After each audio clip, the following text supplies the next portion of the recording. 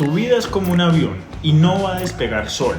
¿Sabes qué pasa si pones un avión en piloto automático antes de despegar? Nada, se va a quedar en tierra.